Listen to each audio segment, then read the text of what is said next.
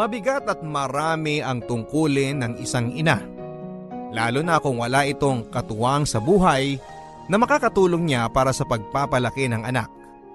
Ang sabi pa nila, walang katulad ang pagmamahal ng isang ina. Gagawin niya ang lahat para sa kapakanan ng kanyang anak. Pero kasama ba sa pagiging ina ang pagpapakamartir sa pagsunod sa layaw ng anak? Paano kung tough love ang paiiralin ng isang ina sa kanyang anak? Anong mangyayari sa relasyon nilang dalawang mag-ina? Makakaya ba ito ng puso niya? Dear Papa Dudut, hayaan mong batiin kita at ang mga kasamahan mo ng magandang araw sa inyong lahat. Ako po si Conchita, aling Conching sa mga kapitbahay ko at kaibigan. 48 anyos na ako. Nagtatrabaho ako sa isang sangay ng pamahalaang lokal sa lugar namin. Doon din nagtatrabaho ang napangasawa ko pero sa ibang departamento. Sa trabaho kami nagkakilala at nagkaibigan. Isa lang ang naging anak naming mag-asawa. Hindi dahil sa isa lang ang gusto naming maging anak. Pero bago si Emily, 3 beses muna akong nakunan. Napakasakit, Papa Dudut. Hindi lang sa akin kundi masakit din sa asawa ko dahil bago pa lang kaming ikinakasal. 3 buhay na kaagad ang nalaga sa pamilya namin. Halos madurog ang puso naming mag-asawa sa mga mapait na pangyayaring yon. Kaya naman nung ipinagbubuntis ko si Emily, dasal kami ng dasal ng asawa ko na sana ay mailawal ko ng maayos ang anak namin. Hiningi rin namin ang tulong ng mahal na birhen. Tiwala akong maiintindihan niya ako dahil nanay din siya. At sa tulong niya, dininig ng Diyos ang panalangin namin kaya isang malusog na batang babae ang naisilang ko sa mundo. Kasabay noon, Papa Dudut, sinabihan kami ng doktor na mahihirapan na akong magbuntis muli dahil manipis na ang lining sa bahay bata ko gawa ng 3 beses na akong nakunan. Kaya gustuhin man naming magkaroon ng kapatid si Emily, hindi na kami pinalad pa. Dahil nag-iisang anak at babae pa, trinato namin si Emily na parang isang prinsesa. Dahil nag-iisang anak, agad naming ibinigay lahat ng gusto niya pagdating sa pagkain, damit at maging sa laruan. At dahil nag-iisang anak ay hindi namin sinasadyang mapalaki siya sa layaw. Aaminin ko, Papa Dudut, may pagka-spoiled si Emily, pero kahit papaano ay nakikita ko na mabuti siyang bata. Mabait siya sa mga kalaro niya, nagpapahiram ng lapis at papel sa mga kaklase. Hinahatian ng baon ng mga kaibigan. Minsan nga lang, nagwawala sa harap namin kapag hindi nakukuha ang gusto niya, pero madalas ay napapaliwanagan naman namin si Emily ng maayos. Kailangan kong ikwento ang mga nangyari sa likod ng pagdating ni Emily sa mundo. Para maintindihan ng mga nakikinig sa programa ninyo, Papa Dudut, kung bakit gano'n na lamang ang pag-iingat na ginawa naming mag-asawa sa pag-aalaga kay Emily. Ingat na ingat kami sa pag-aalaga sa kanya. Yun pala, sa bandang huli ay nakasama pa. Ayokong bigyan ng katwiran ang ginawa naming pagpapalaki sa aming anak at ayoko ring isisi lahat sa anak namin ang mga nangyari. 10 taon nang nakakalipas mula nang mamatay ang asawa ko dahil sa biglaang atake sa puso. 11 taon lang noon si Emily. Alam kong dinamdam niya ng husto ang pagkawala ng papa niya kaya yung dating masayahing Emily ay naging bugnutin. At nung naging teenager na siya, lalo akong nahirapan dahil hindi ko na siya maintindihan. Pabago-bago ng mood, lahat ng makitang uso ay pilit na sinusunod. Walang masyadong paggalang sa magulang. Kung anong gusto, yun ang gagawin. Sa madaling salita ay napaloob sa anak ko ang mga katangian at pag-uugali ng mga sinasabi nilang karaniwang kabataan sa panahon ngayon. Hindi ko man maintindihan ang ugali ng anak ko, naiintindihan ko naman ngayon ang hinaing ng mga magulang para sa mga anak nilang matitigas ang ulo. Naiintindihan ko yung frustration, yung galit, yung tampo na nararamdaman ng mga magulang sa tuwing binibigo sila ng mga anak nila. Ako naman, bilang ina ng isang batang millennial, ay pilit akong sumasabay sa makabagong paraan ng pagdidisiplina sa mga anak. Dahil single mother ay nagbabasa ako ng mga magazine at libro na may kinalaman sa maayos na pagpapalaki ng anak. Kapag may libreng oras, nagre-research din ako sa internet para sa mga pinakabagong balita tungkol sa kung paano tumakbo ang isipan ng mga kabataan sa ngayon. Pero dahil hindi ko naman matutukan 24/7 ang anak ko, dahil sa trabaho ko, at para punan ang kakulangan ko ng oras kay Emily ay nasanay na ako na pagbigyan ang mga kahilingan niya. Nasanay na rin siyang dapat na sinusunod ang gusto niya. Nagigilty ako dahil alam kong salungat yon sa mga nababasa ko. Pero sa ganoong paraan lang ako makakabawi sa mga pagkukulang ko sa kanya bilang isang ina. At sa ganoong paraan lang kami natatahimik sa bahay at naiiwasan ang mga nakakapagod at maliliit na away. Basura! Nandito na yung truck ng basura! Ilabas nyo na ang mga basura nyo para hindi na tayo mamaho dito sa compound. Sige. Labas mo na yan. Tapon basura po! Isama naman to. Kunin mo na yan. Patayin sa kusina. Oh, salamat. Emily! Pakilabas mo nga yung basura natin sa kusina. Dali ka! Nandito na yung truck ng basura. Man naman eh. Nakabihis na ako ng uniform ko sa school. Pang pinaglalabas yun ng basura. Kayo na lang. Ikaw na! Nakabihis na rin ako at papasok na ako sa opisina. Alis na ako. Ayoko mabutan ng rush hour sa daan. Hindi ako maglalabas noon. Bahala kayo. Anak naman, sige na. Ayoko. Ang baho-baho eh. Ay, syempre mabaho. Kaya nga basura eh.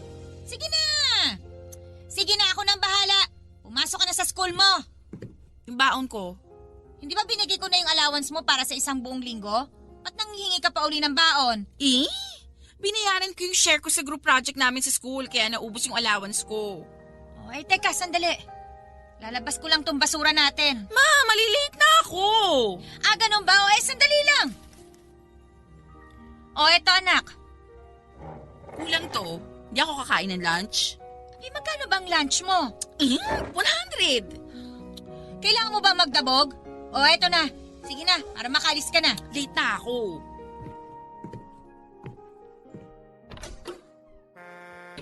Ay, yung basura nga pala namin.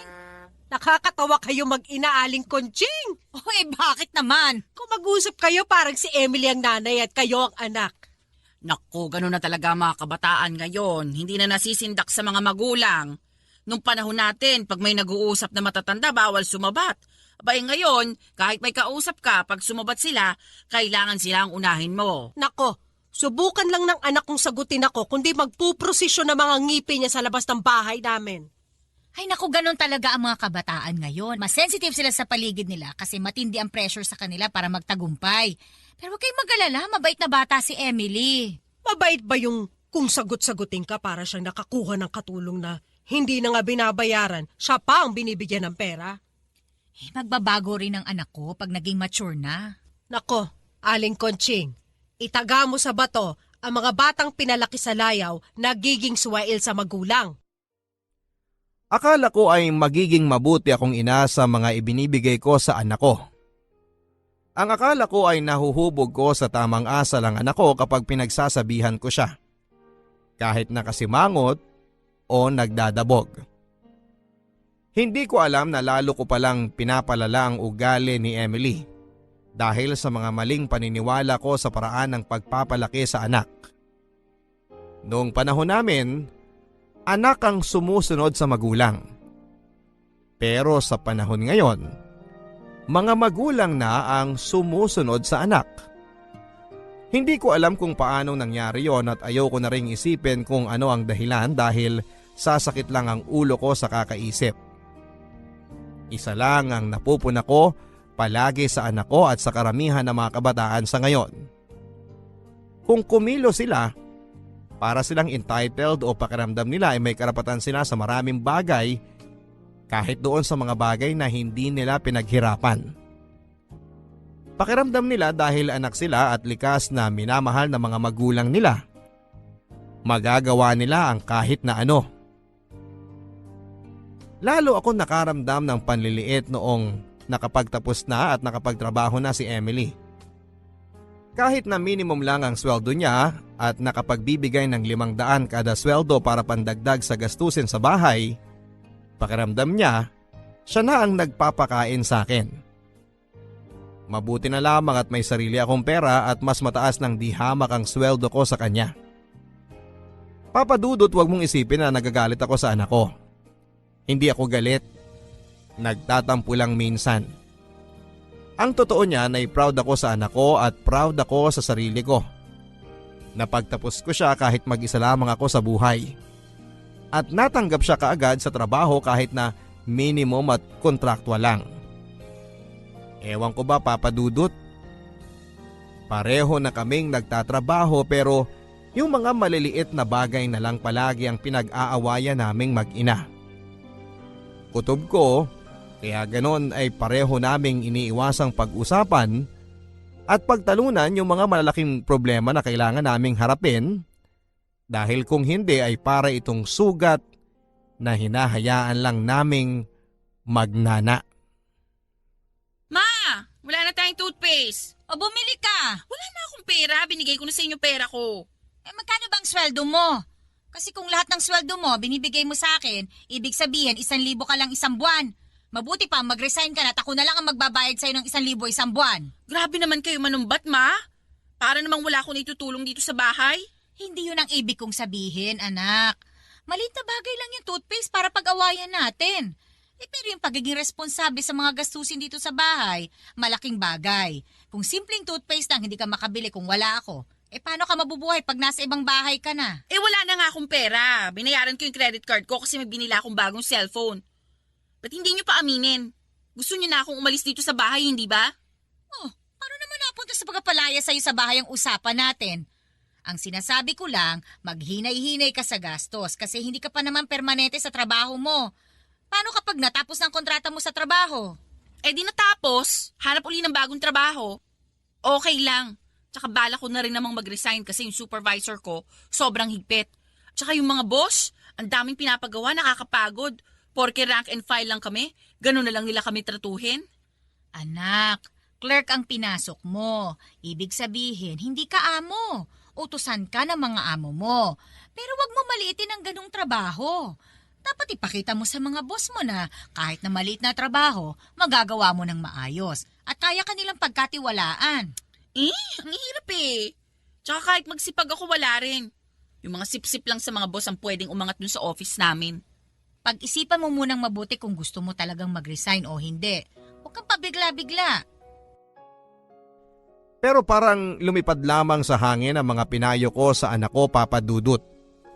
Dahil pagkalipas ng 1 linggo, pagkatapos naming mag-usap ay nag-resign sa trabaho ang anak ko. Napabuntong hininga na lamang ako sa mga ginawa niya.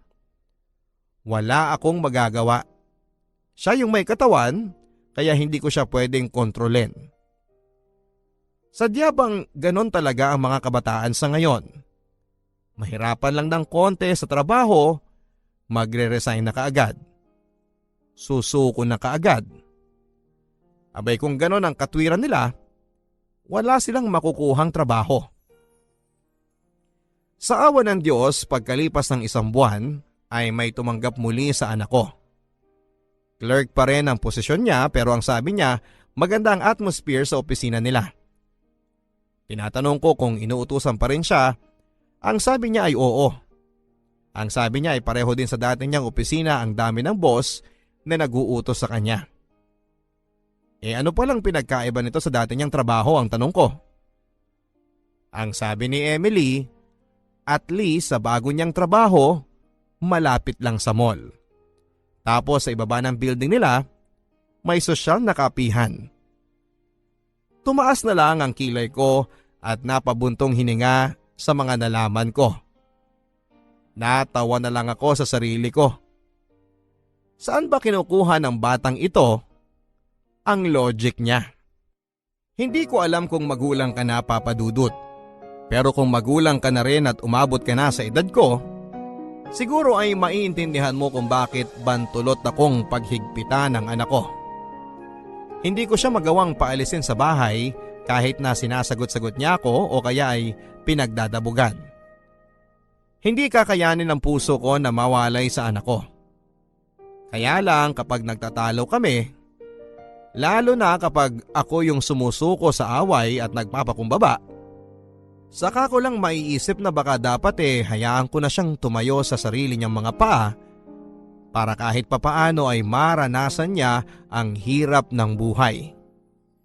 May mga pagkakataon ngang nahuhuli ko na lang ang sarili kong bumubulong para lang mailabas ang sama ng loob ko kay Emily. At gumagaan ang bigat ng dinadala ko sa dibdib. Minsan din, ako na yung umaatras, umaalis at ang pinakamalala, ako na yung tumatahimik para hindi na humaba ang pagtatalo naming dalawa na mag-ina.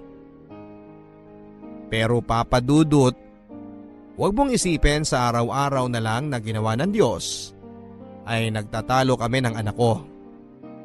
May mga araw din naman na masaya kaming dalawa sa bahay ni Emily. Nanonood lang ng TV, nag-i-internet at minsan ay kumakain kaming dalawa sa labas. Yun na yung parang bonding moments naming mag-ina. Kaya lang kapag lumalabas kami, ako palagi ang gumagastos. Ako ang nagbabayad ng tanghalian namin. Ako ang nagbabayad ng mga pinamili niyang personal tulad ng toiletries at pati makeup na ginagamit niya. Sa akin din niya kinakarga. Hindi ako nagrereklamo sa ginagastos ko para sa anak ko. Ang totoo niyan ay masaya pa ako kapag alam kong naibibigay ko sa kanya ang mga material na bagay na gusto niya. Natutuwa ako kasi iniisip ko na kailangan pa rin ako ng anak ko. Kailangan niya ako para mabuhay. Uulitin ko, Papa Dudut. Alam kong mali ang ginagawa kong magbigay sa anak ko pero pakiramdam ko rin kasi kasalanan ko na lumaki siyang walang ama. At kailangan kong punuin yung kakulangan na yon sa buhay niya sa pamamagitan ng pagbibigay layaw sa lahat ng gusto niya. Alam kong wala na sa tamang katwiran ng mga sinasabi ko pero hindi ko mapigilan. Ewan ko kung hanggang saan ako tatagal sa pagbibigay sa kanya. Kaya lang, ako ang ina ni Emily.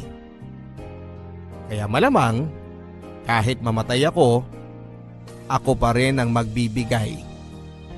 Ayokong masira ang relasyon naming mag-ina dahil lamang sa mga maliliit na bagay na hindi dapat pinag-aawayan pa.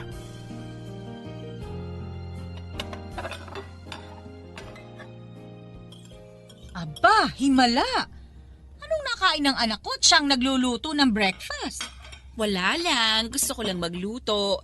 Tsaka lagi nyo na lang akong nilulutuan ng almusal. Kaya panahon na para ako naman na magluto sa inyo ng almusal, Ma. Oy, teka. Ikaw ba talaga si Emily? Di kaya may ibang espiritong sumanib sa katawan ng anak ko? Ang corny nyo. O eto, tikman yung niluto ko.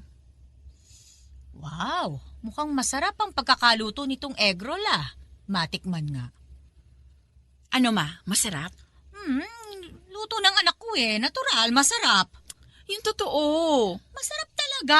Yay! Salamat, Ma. Oy, teka lang. Bakit ang dami-dami naman yata nitong almusal na niluto mo? Hindi natin mauubos to lahat. Sayang naman. Hindi to masasayang kasi babaunin ko rin naman sa office. Ang mahal ng mga kainan sa labas ng office namin. Mas makakatipid ako kung magbabaon ako. Sabi nyo, dapat mag-ingat sa mga paggagastusan ko ng pera, di ba? Ay, salamat. Sa wakas, natuto na rin ang anak ko. Ay, teka.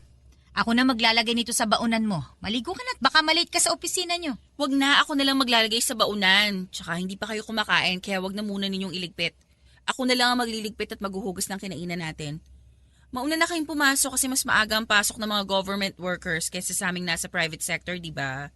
Nako, kung sino ka mang espiritu na sumakop sa katawan ng anak ko, huwag ka munang umalis. Tumambay ka muna dyan sa loob, ha? Hindi kayo nakakatawa. Sige na anak, mauna na ako. Bye, Ma. Natuwa ako sa mga pagbabagong nangyari sa anak ko. Ilang araw na siyang maagang gumigising para magluto ng almusal.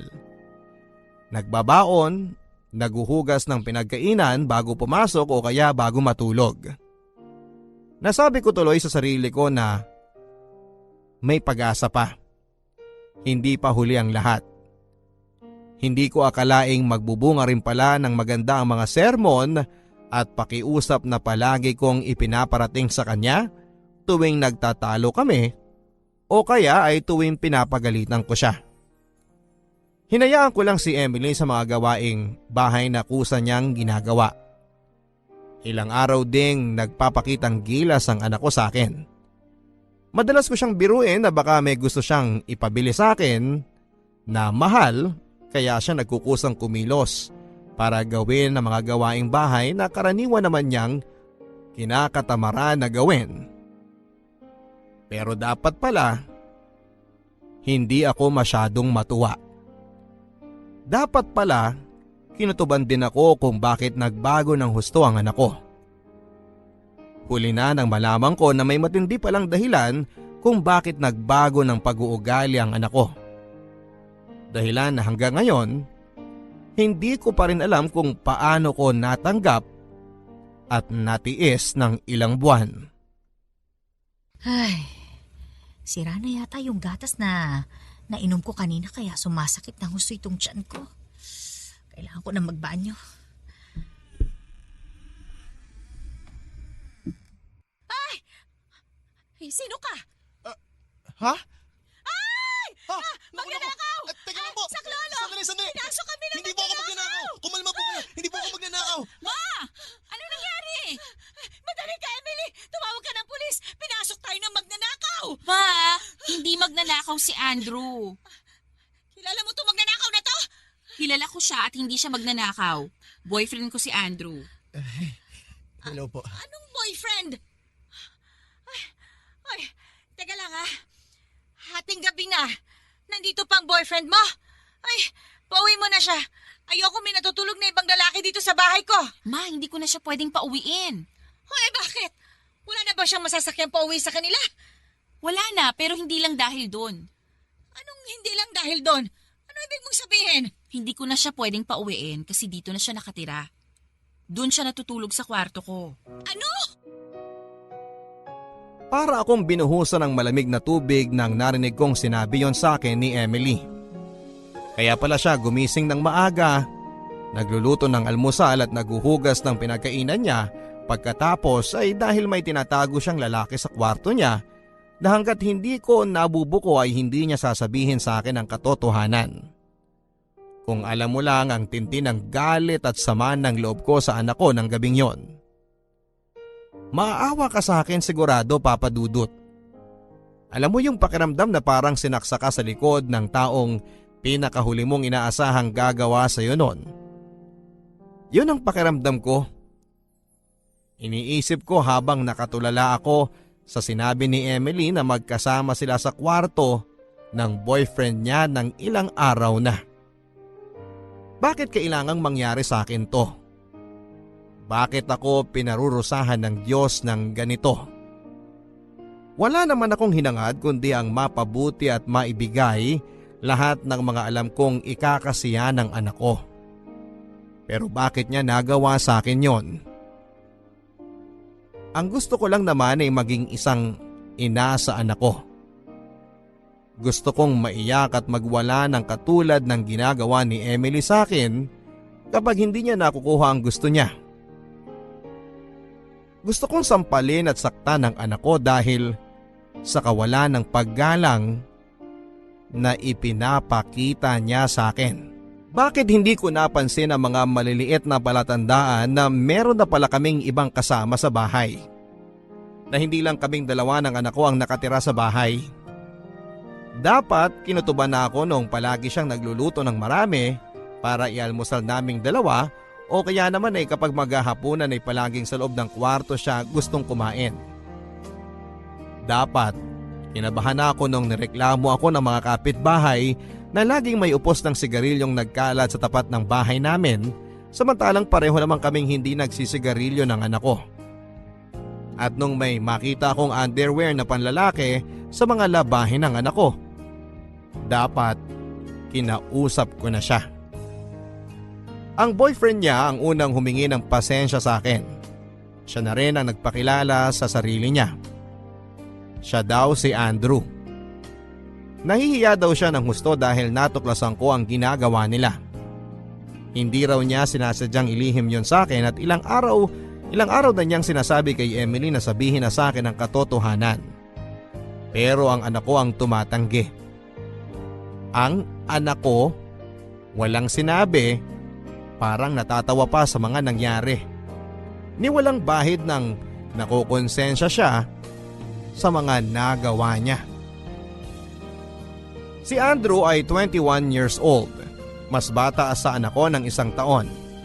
Walang trabaho pero ang sabi niya ay sumasali daw siya sa mga competition sa mga laro sa computer at doon daw siya kumikita ng pera. Pero kahit gaano kahaba ang paliwanag niya sa akin kung anong ginagawa niya sa buhay ay hindi ko maintindihan. Kung sinabi niyang clerk din siya o kaya janitor o kaya sales agent, maintindihan ko pa. Pero yung sinasabi niyang kumikita siya ng pera sa paglalaro ng computer, hindi ko talaga maintindihan. Naging mahinahon pa rin ako sa kabila ng panloloko nila sa akin ng gabing yon. Tinapat ko sila na hindi ako sang-ayon na nagli-live-in silang dalawa nang hindi pa kasal at sa bahay ko pa mismo sila nagsasama. Sinabi ko kay Andrew na kailangan na niyang bumalik sa bahay nila dahil hindi na ako papayag na manatili pa siya sa bahay ko ng isa pang gabi. Doon na umalma ang anak ko. Sinabihan niya ako na malaki na raw siya at pwede na raw niyang gawin kung ano ang gusto niya. Hindi na raw ako dapat nakikialam. Noong nagtaas na rin ako ng boses at nagmatigas na hindi ako papayag kahit na magwala siya sa harapan ko, iniba naman ni Emily ang taktika niya para magbago ang isipan ko. Sinabi niya na kawawa naman daw si Andrew. Naghiwalay na raw ang mga magulang nito at parehong nagsabi sa kanya na bahala na raw siya sa buhay niya. Total ay malaki na siya. Magkanya-kanya na lang daw sila sa buhay. Pero pinatira pa rin si Andrew ng nanay nito sa bahay nila. Kaya lang pinalayas din dahil may iba na tong kinakasamang lalaki. Alam ng anak ko kung paano ako paikutin. At nakumbinsi niya ako na mas mainam na sa amin na lang muna si Andrew tumira.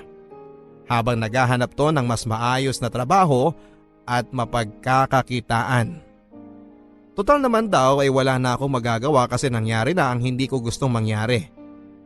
Gawin na lang daw namin kung ano ang makakabuti para sa lahat. Hindi ako kumbinsido sa mga sinabi ng anak ko, Papa Dudut.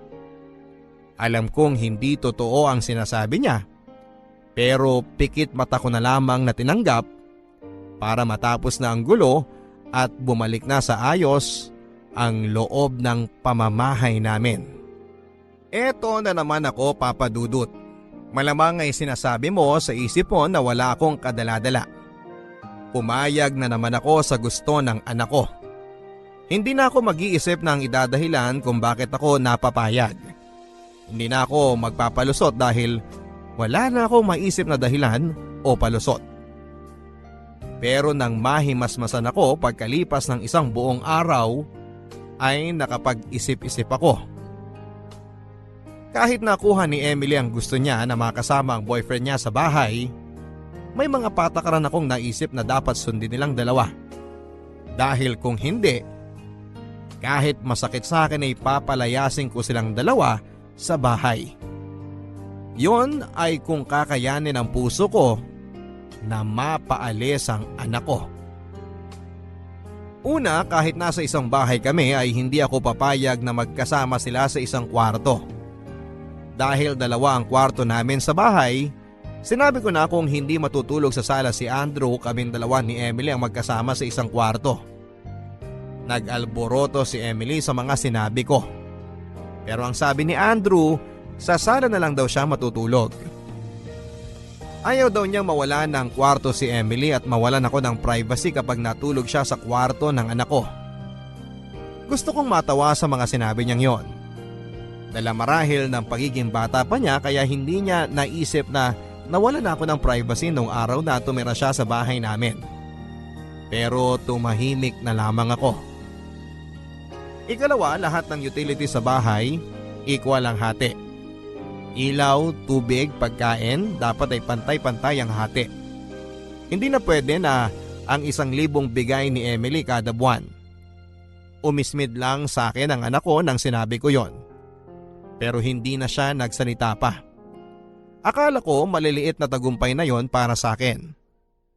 Kaya lang sa unang 2 linggo lang yon naging totoo. Noong mga sumunod na linggo ako na ang nagbabayad lahat ng bills sa ilaw, tulad ng pagkain at tubig. Nakakatipid lang ako sa pagkain kapag lumalabas silang dalawa para manood ng sine o kumain sa labas. Sa bandang huli, naisahan na naman ako ni Emily. Ikatlo, mariing kong sinabi sa kanila na lahat ng gawaing bahay gaya ng paglilinis, paghuhugas ng plato at paglalaba ay sila ang gagawa. Total ay maghapon naman akong wala sa bahay at madalas na nasa kwarto lang ako kaya dapat sila na ang gagawa ng mga yon. Sila ang madalas na gumagamit sa sala dahil doon nga natutulog si Andrew. Sila rin ang madalas na magluto at kumain kaya nararapat lang na sila ang maghugas ng mga pinagkainan nila. Naging matigas ako sa pagsasabi ng mga patakaran sa kanilang dalawa. Pero katulad ng anak ko, ningaskugon din pala ako. Dahil sa unang 2 linggo lang sila nakatupad ng mga patakaran ko. Nang sumunod na linggo, nagbago na ang ihip ng hangin. Ma, saan kayo pupunta? Sa laundromat. Isabay mo na rin yung mga maruruming damit namin ni Andrew, pwede? Hindi ba pwedeng kayo na lang magdala sa laundromat ang mga damit niyong lalabhan? May gagawin ako eh. Si Andrew. May nilalarong game sa internet. Mataas na yung level niya kaya hindi niya maiwan. Ha? Sige. Pakikuha na lang sa loob ng kwarto namin. Huwag kayo maingay ha para hindi maistorbo si Andrew. Sige, anak. Hindi ko akalain na pati ako ay babali sa usapan namin ng anak ko at ni Andrew. Nakita ko na lang ang sarili ko na naghuhugas ng pinagkainan nila sa tuwing umuuwi ako. Kapag tinatanong ko naman bakit hindi sila nakapaghugas ng plato, kung ano-ano na lang ang idadahilan sa akin. Ako na rin ang naglilinis ng bahay tuwing wala akong pasok. Mabuti na lang at may konsensya pa rin tong si Andrew kasi nagagawa niyang iligpit ang hinigaan niya tuwing umaga o pagkagising niya.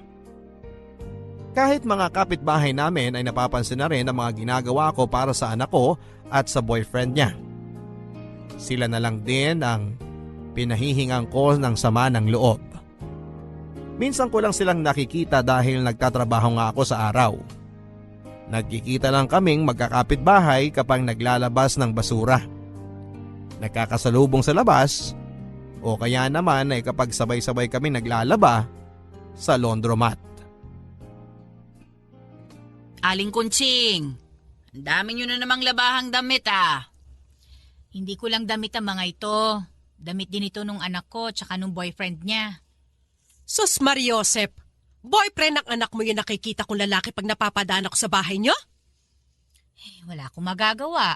Napilitan na sila magsama kasi pinalayas na ng mga magulang niya yung lalaki. Naawa naman ako kaya pumayag na rin ako. Abay, ba't pati paglalaban ng brief ng boyfriend ng anak nyo kayo na rin ang gumagawa? Ewan ko ba? Nakapag-aral naman ako. Pero pagdating sa anak ko, para akong engot na sunod-sunuran na lang sa gusto niya. Nanay ka, anak mo siya. Walang nanay na natitiis ang mga anak nila. Ay, sinabi mo pa. Kaya kahit magreklamo ako, hanggang doon na lang. Wala na akong magagawa pa. Mali yun, Aling Conching.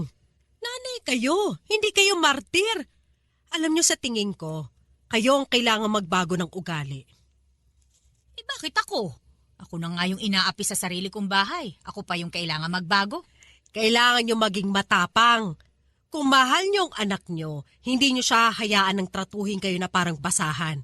Kasi bukod sa hindi kayo nakakatulong na mabagong ugali niya, kayo lang din ang nasasaktan. Ang kailangan nyo yung tinatawag nilang tough love. Tough love? Tough love? Isang konsepto at uri ng pagmamahal na para sa kapakanan ng minamahal natin. Magpapatupad tayo ng mahigpit na pagdidisiplina at sa pilitan silang pananagutin sa mga responsibilidad nila sa buhay. Dahil sa mga sinabing yon ng kapitbahay namin, naalala ko yung isang motivational speaker na may kapansanan na minsang napanood ko sa TV. Natuwa ako ng husto sa kanya. Wala siyang mga kamay at paa, pero nagagawa niyang kumilos mag-isa nang hindi na kailangan ng tulong ng iba. Nakakapunta siya kung saan-saan para magsalita at magbigay ng inspirasyon sa maraming tao nang hindi na inaalalayan pa.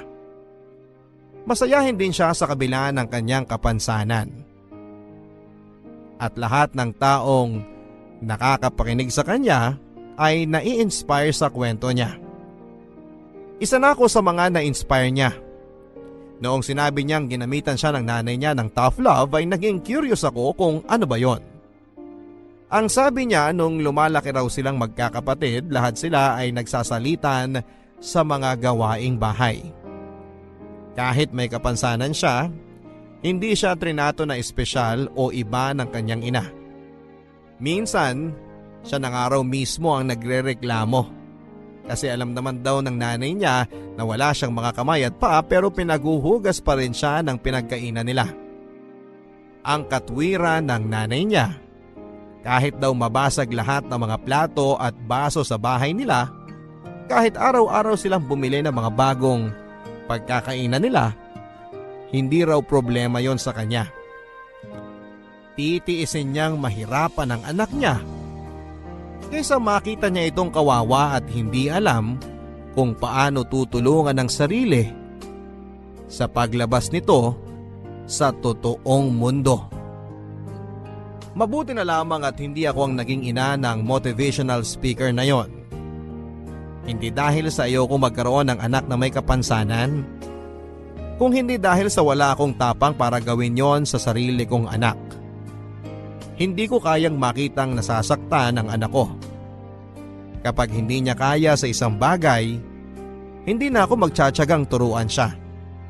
Ako na lang ang gagawa. Mahal ko ang anak ko, Papa Dudut.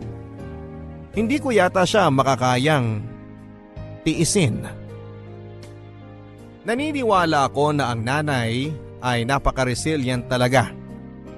Nung tinignan ko sa diksyonary kung ano ang Tagalog ng salitang resilient, ang nabasa ko ay nababanat.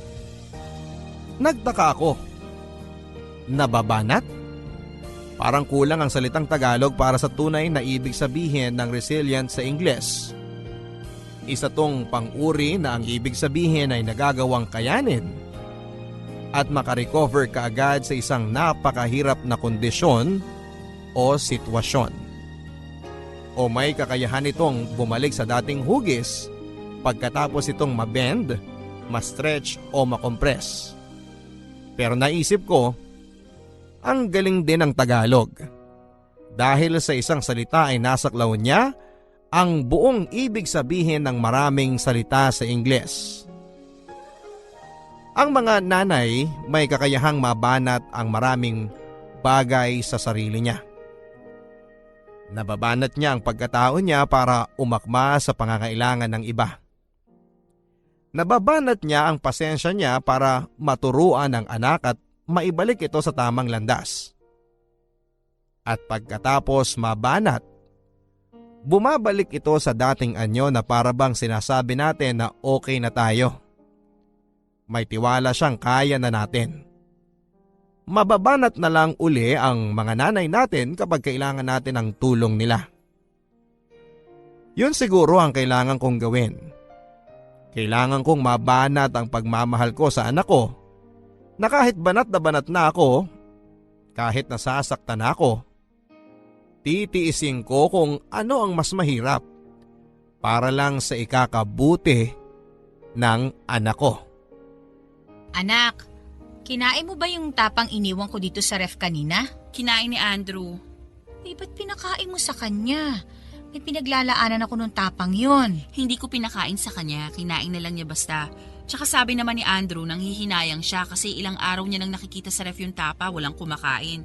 Kaysa masayang, kinain na niya. Ano ba kayo? Bakit? Anong problema?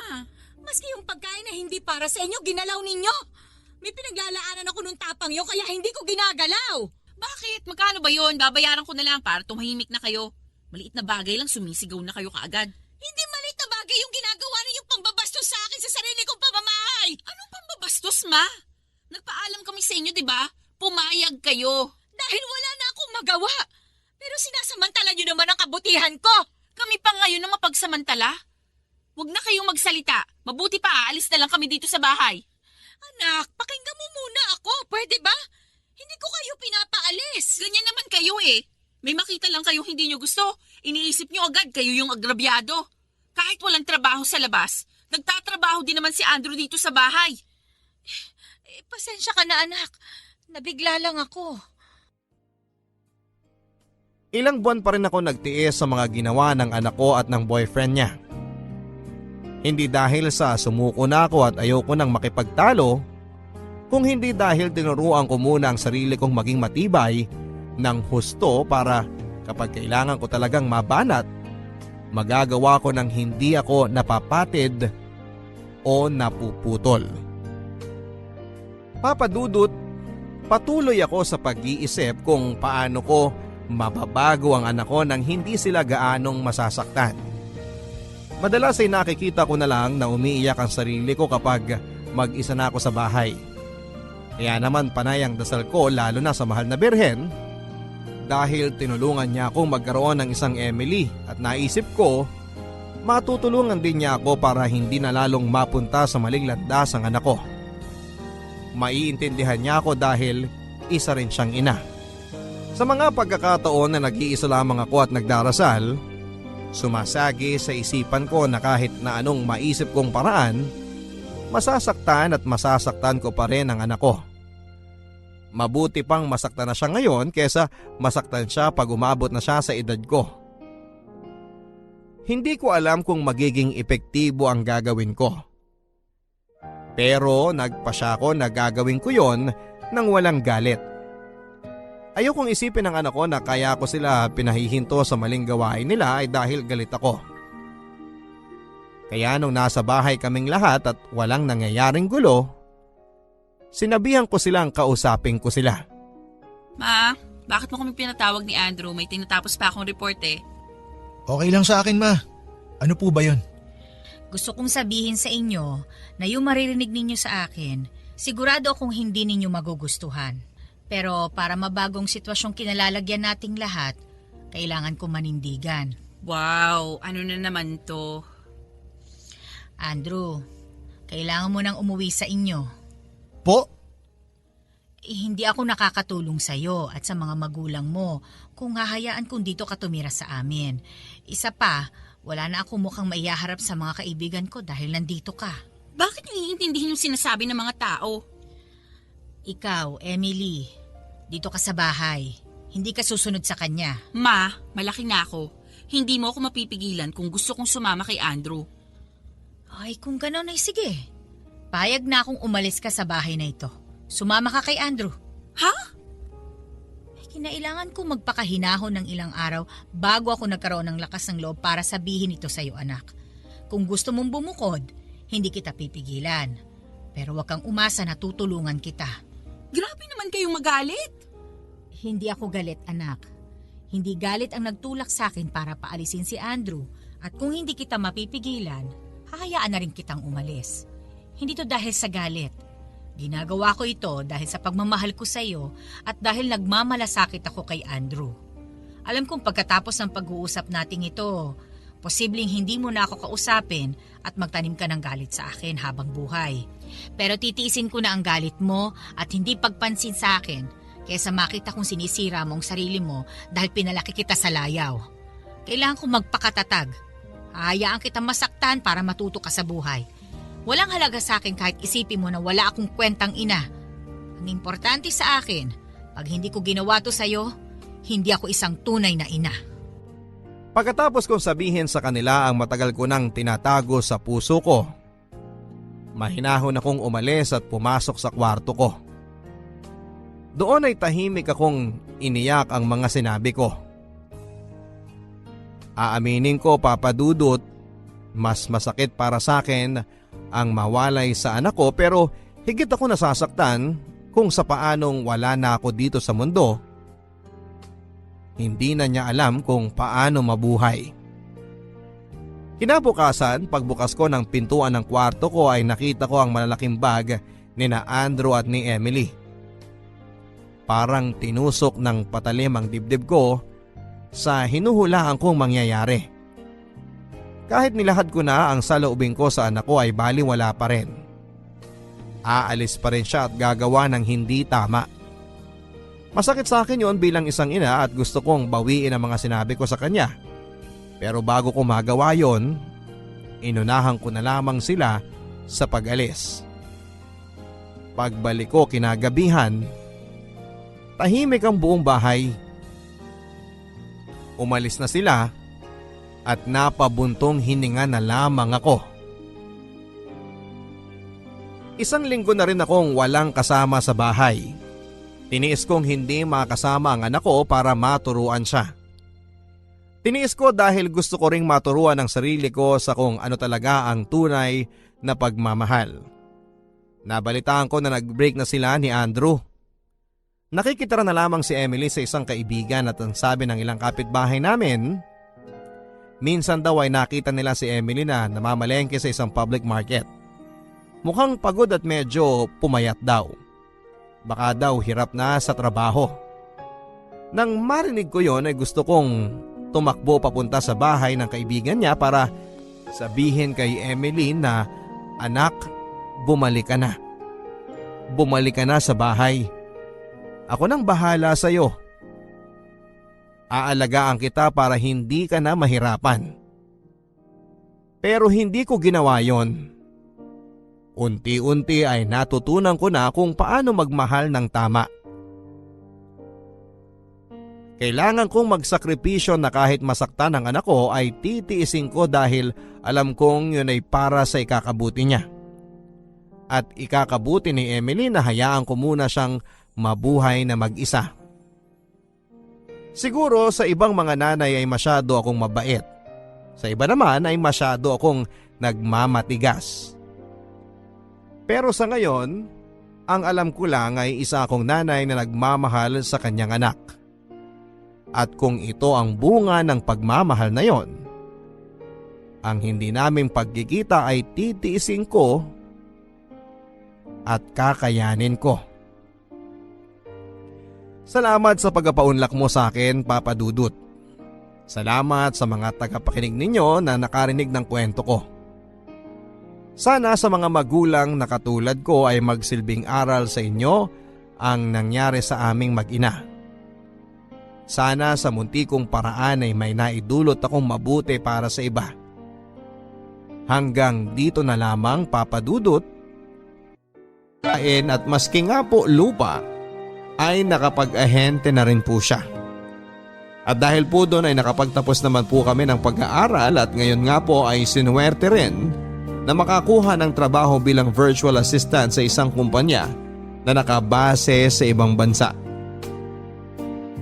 Ngunit kung ano man po ang swerte na inabot namin sa usaping pinansyal, ay parang nabawi naman sa kamalasan dahil sa ugali ng kapatid ko, Papa Dudut.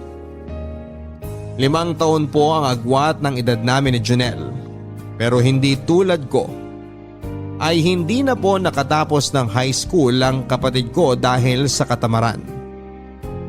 At isa pa pong masaklap dyan ay parang may sakit na nga po ang kapatid ko.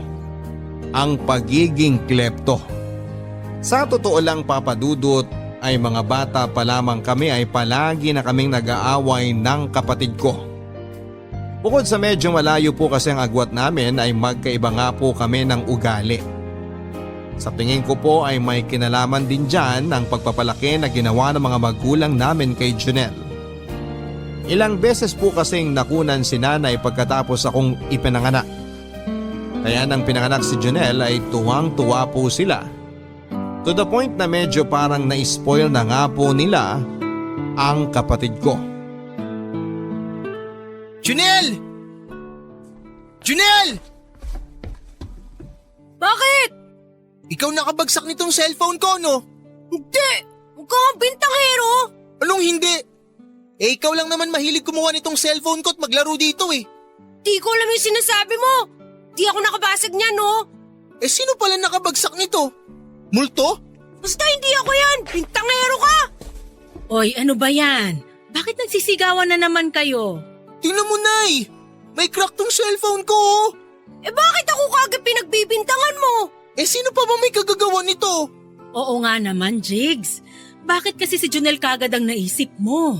Eh sino pa po bang ibang gagawa nito dito sa bahay natin? Si tatay. Eh malay mo natabig lang o kung ano.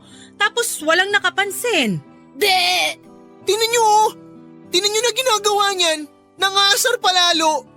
Kayo kasi, Nay, palagi nyo kinakampihan yan eh. Jigs, wag mo akong pagtaasan ng boses. Sorry po, Nay.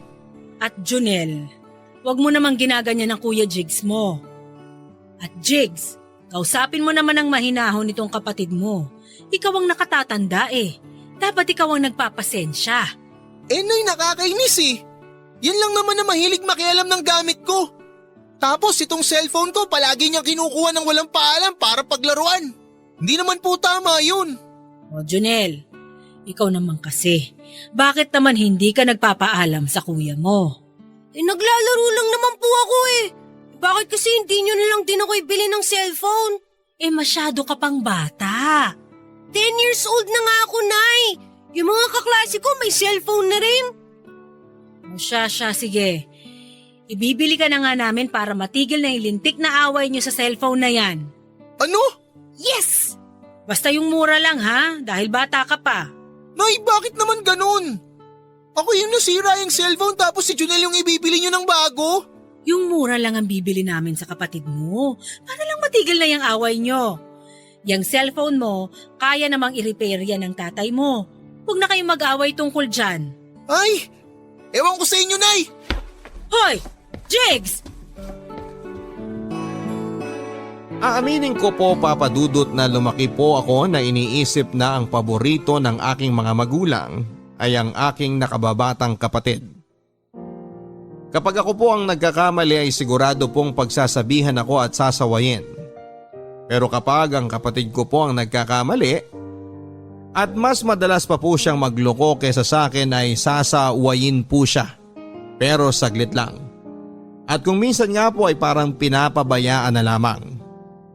Hindi ko po alam kung dahil ba ito sa pagod lang sila na sumuway at magalit sa kapatid ko dahil tiyak na hindi rin papatalo ang isang yon. O kung dahil ba mas paborito lang ito sa akin. Kapag kami naman po ay nagkakabanggaan ng kapatid ko, matik na po yan nasasabihan ako na huwag nang patulan dahil ako ang nakakatanda. Pero dahil sa ginagawa po nilang yon ay parang palaging ang kapatid ko tuloy ang nananalo tuwing magtatalo o mag-aaway kami. Kaya parang nawalan na rin tuloy ito ng paggalang sa akin bilang kuya niya. Dahil alam niya na kahit na anong mangyari, siya ang papanigan dahil siya ang bunso at ako ang mas dapat na mature. Jigs! Jigs! Ano po yun? Pumunta ka nga dito.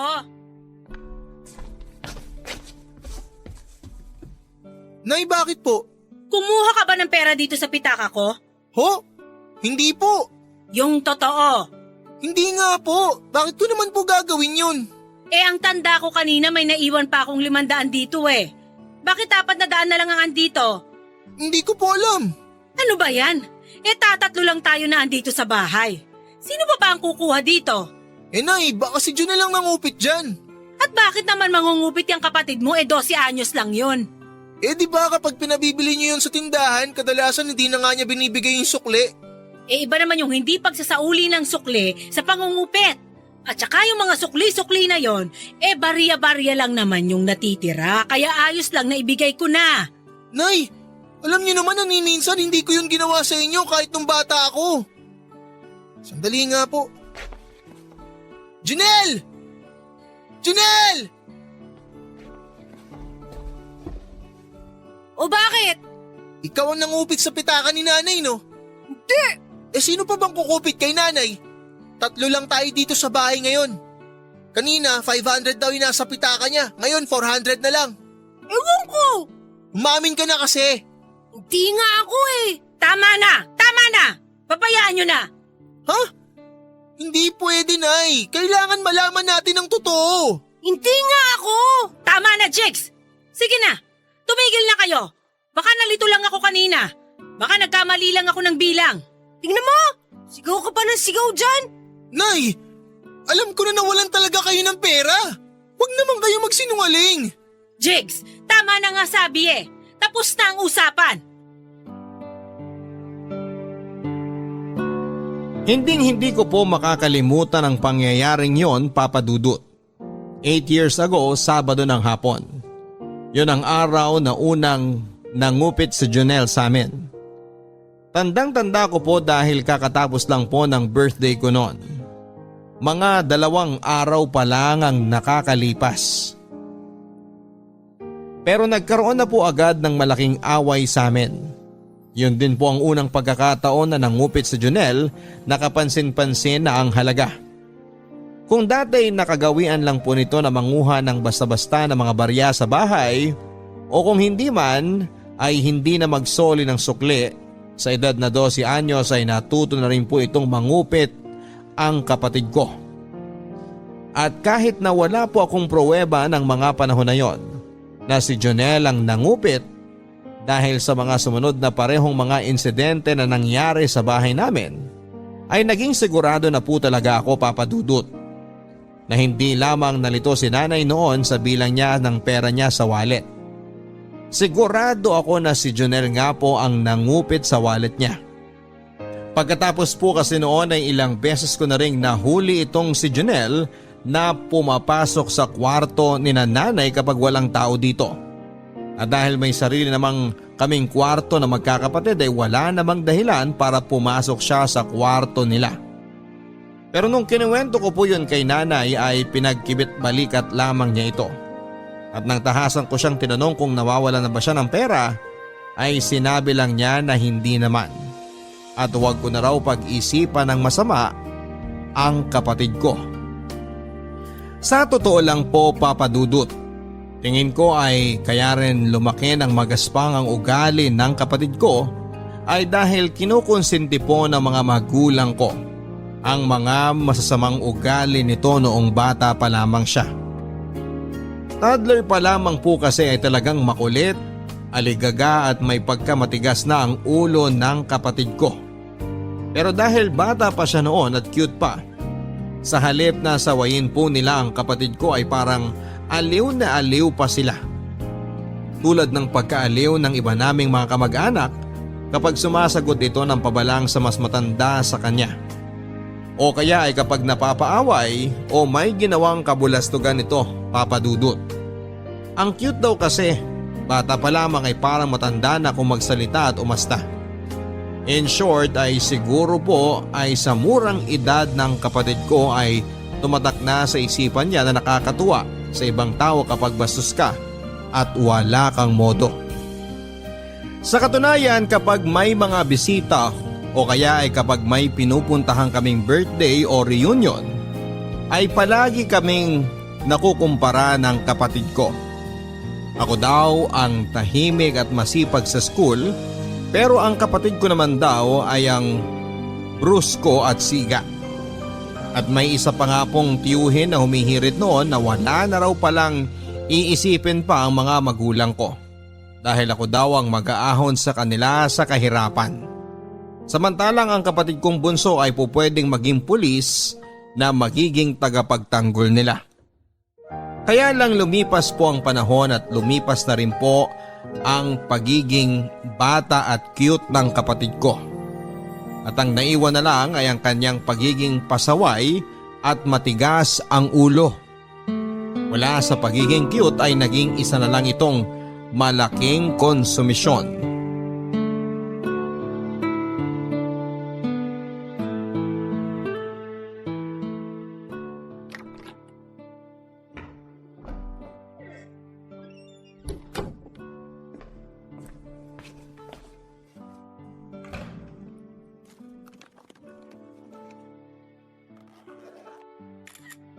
Oh, huli ka ngayon.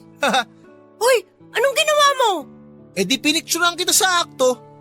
Wala ka nang kawala. Magnanakaw ka. Di ako magnanakaw! Hindi ka magnanakaw? Ha? Eto oh. Kitang-kita ka sa picture na hawak mo yung wallet ni nanay. Akin na yan! Wala ka, huli ka na.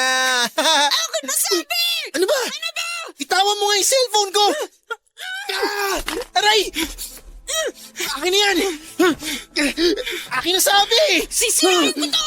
Sige, sirain mo para lalo ka mapagalitan. Bata-bata mo pa, magnanakaw ka na. Bayolente ka pa. Ay, gago. Bayaran mo yan, ha?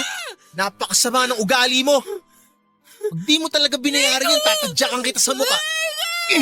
Ano? Loko ka, ha? Ano ba yan? Jigs! Bitiwan mo yung kapatid mo! Bakit mo yung sinasabunutan? Kaya ito, oh. Binato niya yung cellphone ko. Wasak na wasak. Bakit mo binato ang cellphone ng kuya mo? Kasi napicturan ko siya na kinukuha niya yung wallet ni nanay. Hindi na Bea! Anong hindi? Ang sinungaling mo! Huling-huli kita! Nakita kita sa akto, tatanggi mo pa! Hindi yan totoo! Sinungaling! Sama ng ugali mo, kanino ka ba nagmana? Magnanakaw ka? Ha? Sige, magdrama ka pa dyan! Tatadyakan ko talaga yung mukha mo mamaya! Tama na, Jigs! Tumigil na kayo!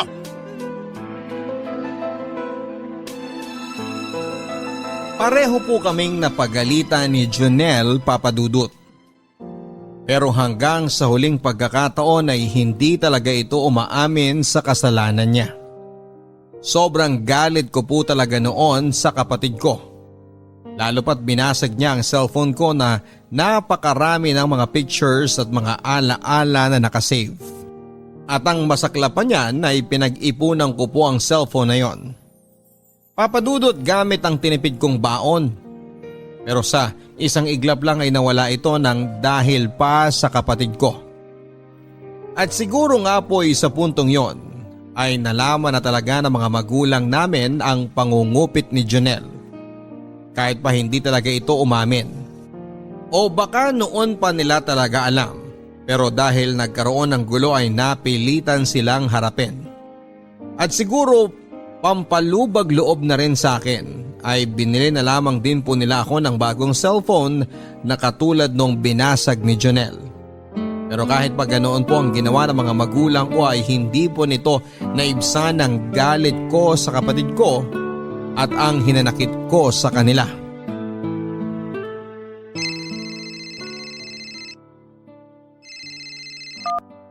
Hello, Nay? Jigs, pumunta ka nga dun sa kwarto. Kunin mo yung isa ko pang ID dun sa drawer sa cabinet. Picturean mo at ipadala mo sa akin dahil kailangan ko daw ng isa pang ID para dito sa permit. Ah, sige po.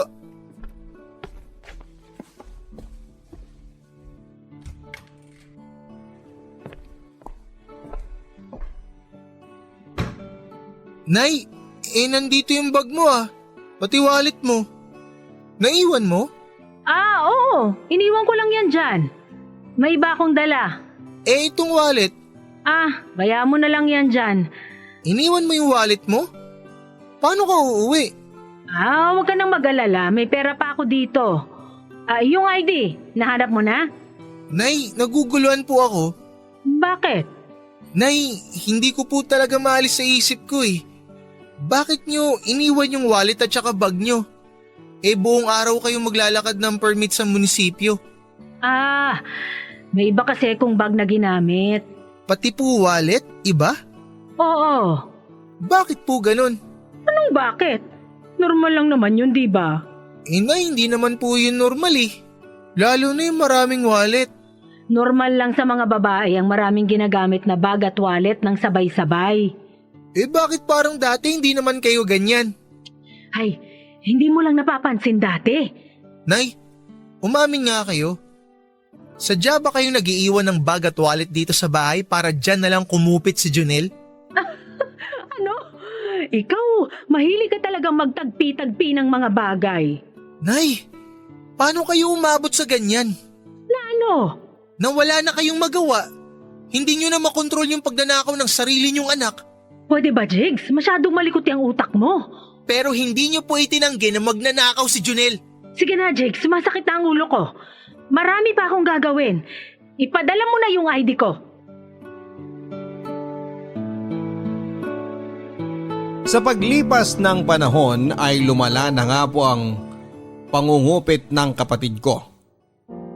Pero bukod pa sa ugali niyang yan ay kasabay pa noon ang pagkapariwara ng buhay niya. Ilang beses na po itong naging repeater noong elementary dahil sa palaging bagsak sa mga klase niya. At nang maitawid niya nga po ang elementary ay naging pasaway din po lalo noong high school. Lalo pat wala na kasing ibang tumanggap sa kanya na eskwelahan kundi yung pribado na naging bagsakan din ng ibang mga estudyanteng pasaway at may mga pangit na record sa mga eskwelahang pinanggalingan. At dahil po dito ay napabarkada po itong si Junel sa mga masasamang impluwensya sa eskwelahan kaya't ganoon din ang kinalabasan. O hindi repeater na-o-office po dahil sa away.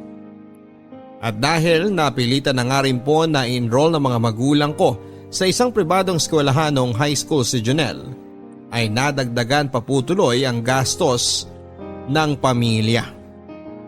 Mabuti na nga lang din po talagang madiskarte sina nanay at tatay at sa mga panahong yon ay gumanda rin po ang kita ni nanay sa mga maliliit niyang negosyo.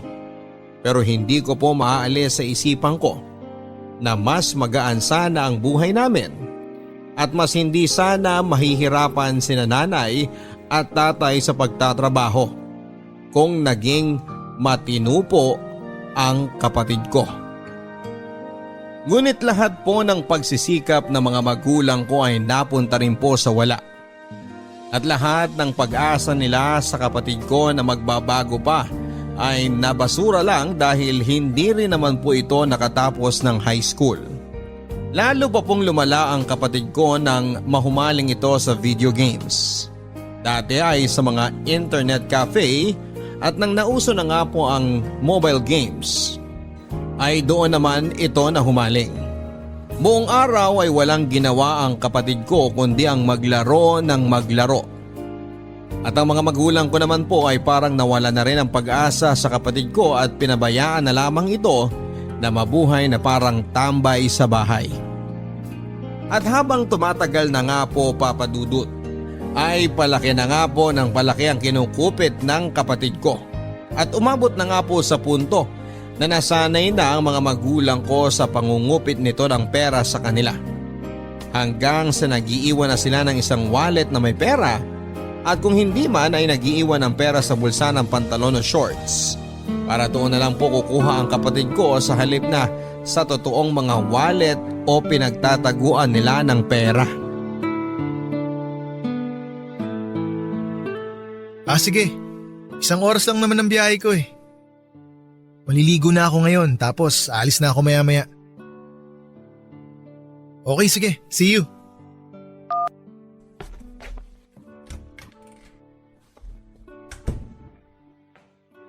Nako, tandaan mong mabuti at baka hindi mo na naman dyan nilagay. Dito kayo nilagay, sigurado ako. Dito sa kahon na to. Ano ba naman yan? Nakakahina naman ng tuhod yan. 5,000 din yun. Kaya nga eh. Bakit naman kasi nag-uuwi ka ng ganong kalaking pera dito sa bahay? Alam mo namang po pwedeng mawala yun dito eh. Eh malay ko ba? Eh di ba nag-iiwan na nga tayo ng pera dito para doon na lang kukuha si Junel? Eh naubos na rin naman yung laman ng mga yun. Baka kailangan ng malaking halaga. Saan naman niya gagamitin ng ganong kalaking halaga? So nag-iiwan nga kayo ng pera na kukupiti ni Junel? Jigs! At matagal nyo nang kinukonsinti yung pagnanakaw ng batugan na yon? Nay, Tay, naririnig nyo ba yung mga sarili nyo? Hindi ba kabaliwan na yung ginagawa ninyo? Imbis na sitahin ninyo at parusahan ng magnanakaw, eh kayo pa mismo ang naglalagay ng mga bagay na pwede nyong nakawin? Jigs, masyado ka namang matalas magsalita sa kapatid mo. Kahit ganyan yan, kapatid mo pa rin yan. Kadugo mo yan. Kaya nga gusto ko siyang tumino dahil kadugo at kapatid ko siya. Isa siyang kahihiyan. Jigs, ano ba? Huwag mo kaming sigawan! Pasensya na ho Pero tingnan nyo, Nay. Sa akin napakahigpit ninyo. Pero dun sa kapatid ko na batugan na yon, hindi kayo makapalag. Dahil ikaw ang mas matino. Tay, ano ho bang klaseng pag-iisip yan? Hindi ho yan dahilan. Yung kapatid ko ayaw nyo po bang tumino? Tay, 23 anyos na yun. Wala pa rin pupuntahan ang buhay niya. Paano pag nawala na kayo? Sino magpapakain dun? Sino magbibigay ng mga luho nun? Dahil siguradong hindi ako. Dahil hindi ko kukonsintihin yung ugali nun. At baka nga ako pa mismo ang magpakulong dun eh. Jigs, bakit ka ba ganyan magsalita? Dahil puno na ho ako, Tay. At parang mababaliw na ako dito sa bahay na to sa totoo lang. Bakit ho kasi pinalaki nyo ng ganun si Junel? Nagsimula sa pa 20-20 nung bata. At dahil pinabayaan ninyo, ayan, umabot na sa 5,000. Bukas, magkano na kaya nanakawin nun? Jigs, ganyan na talaga ang kapatid mo. Hindi na magbabago yan. Kailangan niyang magbago, Nay. Hindi po pwedeng hindi. Hindi tama na hindi. Baka mamaya kapag hindi na sapat ang mga ninanakaw nun dito, magnakaw na yun kung kani-kanino sa labas. At Nay, Tay, sigurado ako na ang kababagsakan ni Junel kung hindi mapapatay yan, mabubulok sa kulungan yan.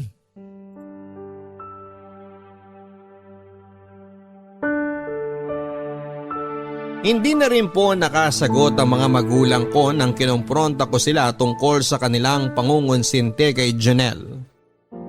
Kahit na po nagigilty ako dahil napagtaasan ko sila ng boses. At alam kong nasasaktan ko na rin sila sa mga sinasabi ko tungkol sa pagpapalaki nila kay Junel.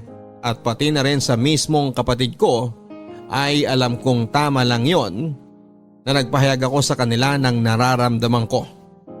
Lalo pat sigurado ako na ako ang nasa tama. Kahit saan man ninyo tingnan, ang pagnanakaw ay pagnanakaw. Kasi hodang kapatid, kadugo o mahal mo pa yan sa buhay. Kung may pagkakasala ay dapat na panagutin. Hindi lang pagsabihan kundi panagutin, Papa Dudut.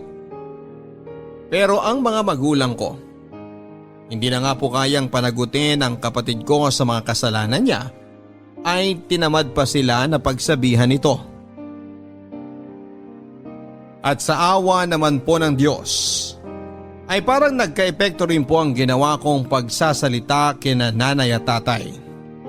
Matapos pong mawala ng 5,000 ni tatay ay kinumpronta po nila si Junel at tinanong nila kung may kinuha ba itong pera sa kwarto ni nanay.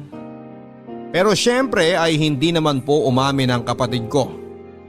At dahil wala naman pong pruweba ay wala na rin pong nagawa si nanay at tatay kundi ang magparaya na lamang sa kapatid ko, bagay na naintindihan ko naman.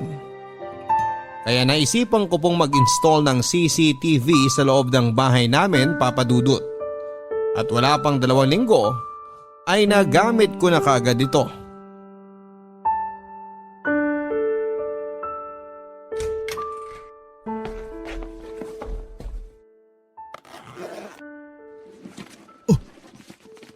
Hala, paano?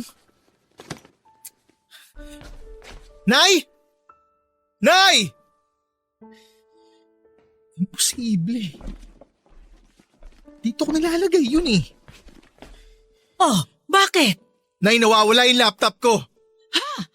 Paano mawawala? Ang laki-laki nun. Yun na nga eh. At dito ko lang naman yung nilalagay palagi. Wala ka bang pinuntahan? Baka naiwan mo kung saan. Nay, kagagamit ko lang dun kagabi. At dito ko lang yun sa kwarto ginamit. Junel! Junel! Wala ang kapatid mo dito. Umalis kanina pang umaga. Ha? Saan siya nagpunta? Sa kaibigan lang daw. May dala ba siyang malaking bag? Meron. Pero Jigs, hindi magagawa yan ng kapatid mo. Nay, anong hindi? Nasaan ho ba kayo ng ilang dekada? Jigs, oo, nangungupit ang kapatid mo. Anong nangungupit, Nay? Hindi lang kupit ang ginagawa niya. Nakaw. Hindi ho ba ninakawan niya kayo ni tatay? Wala pang 2 linggo? Pero wala rin tayong pruweba doon. Sinong kukuha ng laptop ko?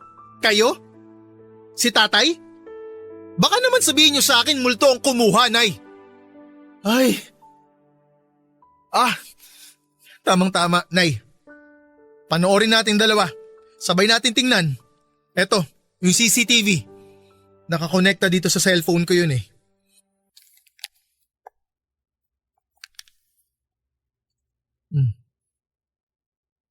Oh, ayan, Nay. Panoorin natin. Mabaging langit. Oh, Nay. Ayan oh. Huling-huli na. Pumasok si Junel dito habang nasa CR ako. Ayan ho, Nay oh. Eto na yung ebidensya. Pagbalik ng kapatid mo, kausapin natin. Paano kung naibenta niya na yun, Nay?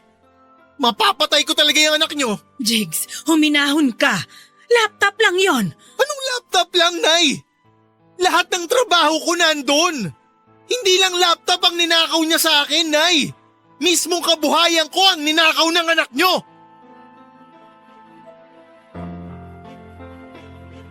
Nanlumo po ako ng husto ng mga oras na yon, Papa Dudut. Iba pa rin po pala kapag nakita mo na sa sarili mong mata kung paano ka naloko ng isang tao.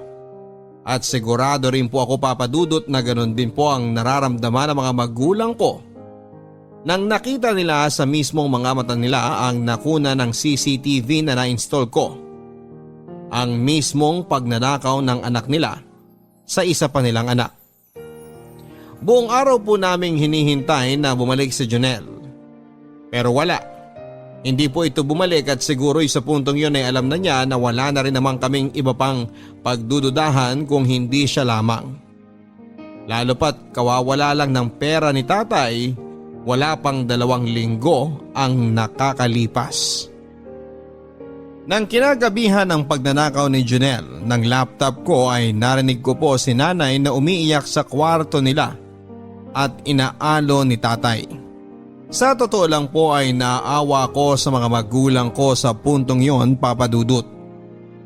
Kumbaga, kung buong buhay ko ay nagtanim po ako ng galit sa kanila. Sa puntong yon ay parang biglang naglaho ang lahat ng yon. At bigla akong lumambot at naawa. Gayon pa man ay lugmok na lugmok din po ako sa mga panahon na yon.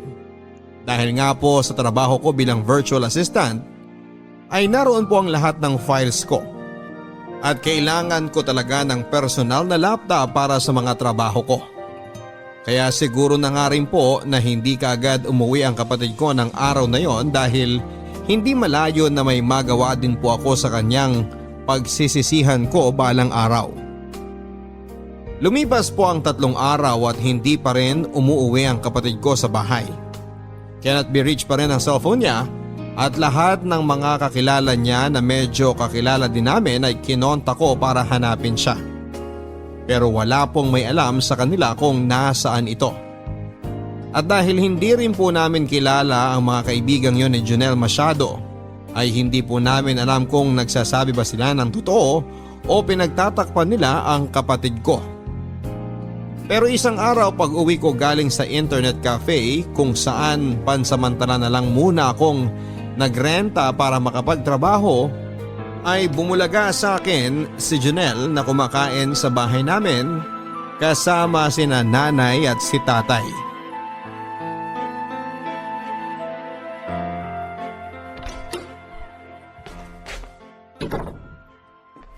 Nay, nagdala ako ng ulam. Anong ginagawa mo rito, hayop ka? Sandali Ang lang! kapal na mukha mo! Anak, teka! Kumalma ka lang! Hoy, ibalik mo yung laptop ko! Jigs! Sandali lang! Pakinggan muna natin ang kapatid mo! Bakit, Nay? Ano na naman ba ang idadahilan yan? Jigs, nalagay sa delikado ang buhay ng kapatid mo. Kaya niya nagawa yun. Anong nalagay sa delikado?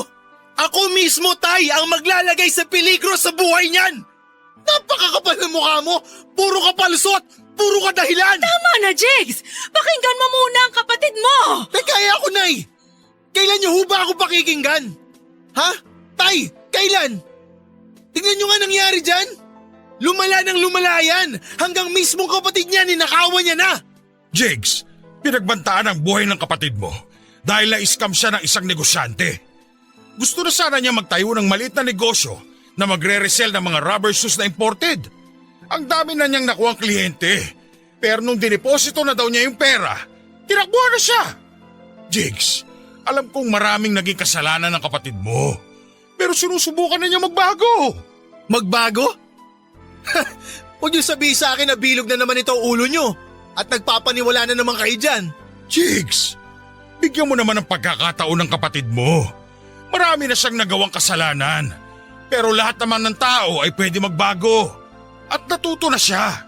Tay, isipin niyo na lang ha, pinagbantaan ng buhay? Sino naman na magbabanta sa buhay ng balasubas na yan? Yung mga sinasabi niyang customer ko, no? Sinong hunghang ang papatay ng tao para lang sa sapatos? Ang bababaw na sinasabi niyang dahilan. Pinaiikot niya lang kayo. At kung totoong nagbago yan, bakit nagnakaw siya at hindi na lang humingi ng pera sa atin? Bakit kailangan niya pa tayong nakawan? Bakit niya pa kailangan nakawin yung laptop ko? At hindi lang isang beses to nangyari, Tay. Noon pa, alam na nating lahat na magnanakaw yan. Hindi lang natin pinag-uusapan, pinagtatakpan nyo lang, kinukonsente nyo kasi. Di huwag ka maniwala. Laptop lang yan, nagkakaganyan ka. Hoy, yung laptop na ninakaw mo, doon nakasalalay ang kabuhayan ko. Doon lang naman din kami kumukuha ng pinapalamon namin sa'yo. Kasi yung pera na ibibili na lang sana ni nanay ng bigas, iniiwan pa niya kung saan-saang mga lugar na madali mong makikita para matustusan niyang pagnanakaw mo. Di babayaran ko. Wala kang pera. Ikaw ang mukhang pera, tanga, dahil ikaw ang magnanakaw. Kriminal ka. Junel, huwag ka na kasi sumagot! Junel! Jigs! Tama na! Tama na! At kahit pabayaran mo yon, hindi ko tatanggapin. Dahil sigurado ako na manggagaling din sa nakaw yung ibabayad mo. Tama na! Tama na! Ipapapulis ko talaga yan si Junel, Nay. Jigs! Anak naman! Yun lang ang paraan para matuto yan. O di sige. Ipapulis mo ako. Ang sama ng ugali mo, gago ka. Gago pala. Makikita mo, tanga. Jigs, ano ka ba naman? Pag-usapan natin ito bilang isang pamilya. Tay, hindi talaga tayo magiging maayos hanggat hindi nyo ginagawa ng paraan yung cancer na yan sa pamilyang to. Talagang kakasuhan ko yan si Junel. Buo na ang pasya ko. Gago. Tingnan natin ang tapang mo, tanga. Jigs! Parang awa mo na! Magkaroon ka naman ng habag sa kapatid mo! Parang awa mo na, Jigs! Babayaran na lang namin ang tatay mo ang laptop mo! Kahit doblehin pa namin! Ganyan nyo talaga kamahal yung balasubas nyong bunso, ano? Sige, huwag kayong mag-alala. Hindi ko na siya kakasuhan. Kakalimutan ko na lang ang lahat. Pati na rin ang pagiging miyembro ko ng pamilyang to. Nay, ito yung ulam. Ipakain nyo dyan sa anak nyo. Jigs! Jigs! Jigs! Nagdilim po ang paningin ko nang nakita ko si Junel ng araw na yon sa aming hapagkainan. At kasama ang aking mga magulang na wari mo'y wala lang nangyari. Sa totoo lang po ay hindi ko po alam kung kanino ako mas nagalit noon. Sa kapatid ko na nagnakaw ng laptop ko o sa mga magulang ko na nagpabilog na naman ng ulo sa sinungalin kong kapatid. Hindi po kapanipaniwala ang kwento ni Junel Papadudut. Napakaraming butas at mga pangteleserye na mga kaganapan. Ang duda ko po noon ay siguro'y ipinanglakwat siya o bisyo lamang niya ng kanyang mga kabarkada o kung hindi man ay baka ipinatalo lamang niya sa mga pustahan sa mga games niya. Sa dalawang iyon naman po kasi umiikot ang buhay ni Junel, sa mga kabarkada at sa paglalaro ng games. At kaming pamilya niya ay alkansya lang niya ang tingin niya. Sa tingin ko nga rin po ay alam din naman ng mga magulang namin na puro kasinungalingan lamang ang mga kwento nito. Pero pinabayaan na lang nila dahil ang mahalaga lang naman siguro sa kanila ay nakauwi at nasa piling na nilang muli ang kanilang bunso. At nang nagmakaawa po si nanay na huwag ko nang kasuhan si Junel sa pagnanakaw nito ng laptop ay doon ko na po talaga na-realize kung sino talaga ang mas mahal at ang paborito.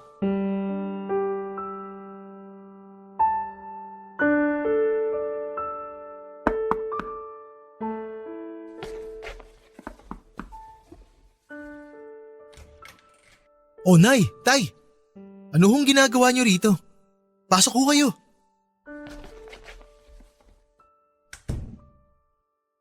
Jigs, anak. Umuwi ka na sa bahay. Pinapauwi niyo na po ako sa bahay. Bakit po? Pwede ko na hubang kasuhan si Junel sa pagnanakaw niya sa akin? Jigs naman. Nakakalungkot naman yung mga sinasabi mo eh. Nakakalungkot po talaga, Nay. Dahil ngayon, talagang mas naging malinaw sa akin na si Junel ang paborito at mas mahal ninyo. Jigs, kaya nga kami narito ng nanay mo para suyuin ka ng bumalik sa atin. Hindi rin namin kaya na hiwa-hiwalay at watak-watak tayo. Hindi ko ho kayang tumira sa iisang bahay na alam kong may kasama akong kriminal. Jigs, masyado namang grabe ata ang sinasabi mo. Kapatid mo pa rin si Junel. At krimen pa rin ang pagnanakaw. Tay, kahit bali-balik ta rin nyo, kriminal pa rin ang anak ninyo. At ako, biniktima niya. At gusto nyo na patawarin ko na lang siya ng basta-basta? Magkasundo kami at kalimutan na lang ang lahat na nangyari? Bakit ho ganun? Eh anong balak mo? Hindi ka uuwi sa atin hanggat hindi kami puwapayag na kasuhan mo ang sarili mong kapatid? Oo, yun nga ho ang plano ko. Ay, anak naman, alam mo ba kung gaano kalaki ang gastos dyan sa binabalak mo? Eh baka mas malaki pa ang magastos mo sa abogado kaysa sa laptop na yun eh. Kumonsulta na ho ako sa abogado. At magiging madali lang daw po ang kaso, lalo pat may ebidensya ako na galing sa CCTV. Jigs, naririnig mo ba ang sinasabi mo? Gusto mo talagang makulong ang sarili mong kapatid para dun sa computer mo? Nay, hindi niyo ho talaga makuha yung pinanggagalingan ko eh. Hindi lang ho ito tungkol sa laptop. Tungkol ho ito sa paninindigan. Tungkol ho ito sa tama at mali. Tungkol ho ito sa hustisya. Hustisya na kailanman ay hindi ko naramdaman sa pamilya natin. Mga bata pa lang kami, ako na palagi ang nagpaparaya dyan kay Junel. Ako na ang palaging nag-a-adjust kapag inaatraso niya ako. Ako lang ang palaging umiintindi. Kung kayo, kaya niyo magpikit mata dyan sa pagnanakaw at pagsisinungaling ni Junel, ako hindi. Hindi ko naman anak yan eh. Kaya hindi ko siya kailangan tiisin. Nay, Tay, buong buhay ni Junel. Bata pa lang siya, pinalaki niyo na sa layaw at kinonsinti niyo. Sa halip na kayo ang gumabay at tumuwid sa mga pagkakamali niya. Kayo pa ang nagpakontrol sa bisyo niyang pagnanakaw. Jigs, tama na. Talagang tama na. Nay, Tay, nagpalaki kayo ng halimaw. Pero hindi ako papayag na pati ako kontrol-kontrolin at magpa-under sa kanya. Lalo na ngayon na ako ang biniktima niya. Ay, kaya Nay, Tay, pasensya na ho kayo. Pero mabuti pa, umuwi na po muna kayo. Mukha kasing hindi ho tayo magkakasundo eh.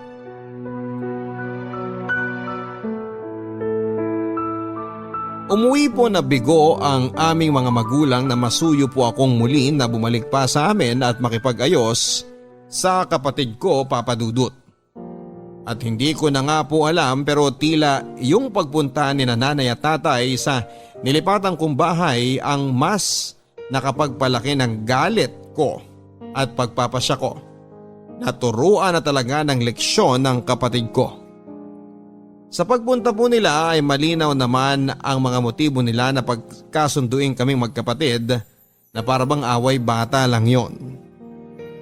Pero hindi na po kami mga bata, Papa Dudut, at dahil sa pangungonsinti ng mga magulang ko kay Jonel sa mahabang panahon, hanggang sa pagtanda tuloy nito ay hindi na niya natutunan ang mga bagay at asal na dapat noon pa lamang noong bata pa kami ay natutunan na niya. At kung meron naman po ako sigurong natutunan dahil sa halos 2 dekada kong pagiging saksi sa ginawang pagnanakaw ng kapatid ko sa mga magulang namin, ay dapat ay hindi rin po siguro ako nagbulag-bulagan dati.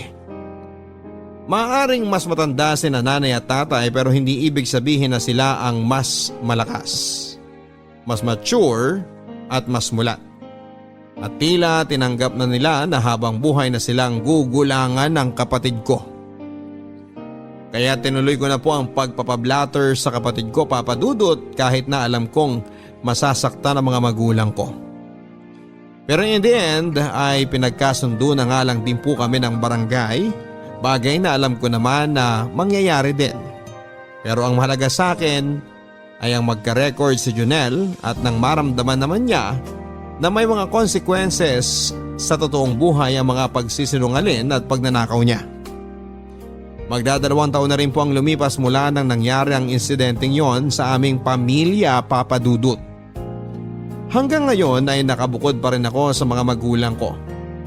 At hanggang ngayon ay si Jonel ay kasama pa rin ni nanay at tatay. Alam kong hanggang ngayon ay may tampo pa rin sa akin ang mga magulang ko. At paniguradong talagang galit pa rin sa akin ang kapatid ko. Pero kahit ako rin naman po, Papa Dudut, ay napakasakit din sa akin ang nasaktan ko sila.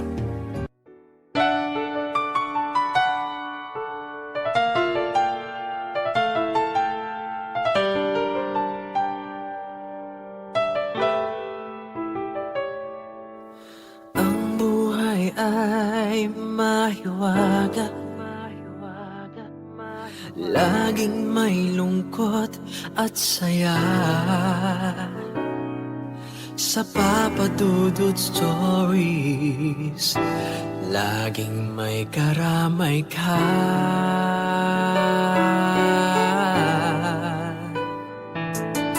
Mga problemang kay bigat, dito ay pakikinggan ka. Sa Papa Dudut Stories, kami ay iyong kasama.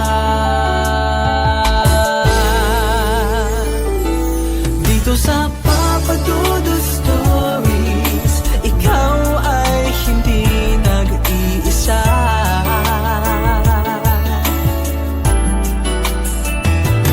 Dito sa Papa Dudut Stories, may nagmamahal sa'yo. Papa Dudut Stories, Papa Dudut Stories,